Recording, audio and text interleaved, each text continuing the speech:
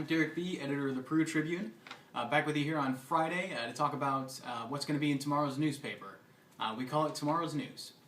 In Saturday's paper, our lead story is a legislative preview.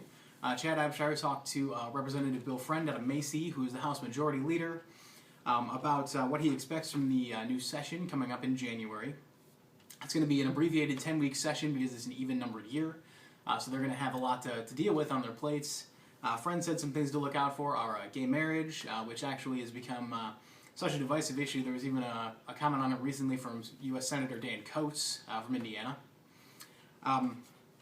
Education, which has become kind of a free-for-all with the infighting between Superintendent of Public Instruction Glenda Ritz and Governor Mike Pence. The A to F accountability model and the Common Core are going to be big issues. And also, he's expecting to talk some about the economy, making taxes somewhat different to be more appealing to businesses, and also looking at trails. He would like to get a system in place to have funding for local trails. Obviously, that's a big priority for Miami County with the nickel plate among the many trails that we have here that are really valuable for people to use. In our display story, Eric Stof is off through the weekend, but he went earlier in the week to Our Father's Library, the downtown Peru institution, now for 30 years. They're a Christian lending library, which I had never heard of before. Apparently it's pretty rare. Folks come from Logansport, even one person that they told us about came from Michigan because he was working here and he borrowed stuff and took it all the way back there and eventually returned it.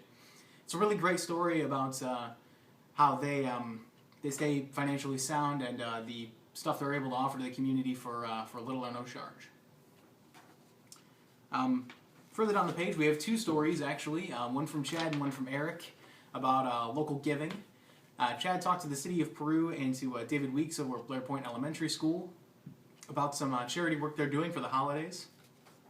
Both of them adopt families and are giving them gifts and food for Christmas to help brighten the season. Eric, meanwhile, talked to Jim Wildermuth over at North Miami, who's their FFA chair, about how they were able to raise $13,000 to give to Helping Hands locally that is going to go to their food pantry and utility assistance. So really great in both of those cases to see people reaching out to help the community, especially in this holiday week. On the sports page, Nick Roby, who's also out through the weekend, wrote a story after Wednesday night's North Miami basketball game where they honored their 1993 state championship football team. There's some really great stuff there about how they were all about brotherhood and they still celebrate that bond, and how they actually had 4 1,000-yard rushers, which is pretty incredible for a high school team. Nick got a chance to talk to some of the folks who were there and reminisce about them winning that title and their deep playoff run the next year that came up a little bit short. Hopefully they'll be able to keep doing that for years to come. Until tomorrow, that's tomorrow's news. I'm Derek B. You can find all of that in tomorrow's Tribune. You can find it online at perutribune.com tonight.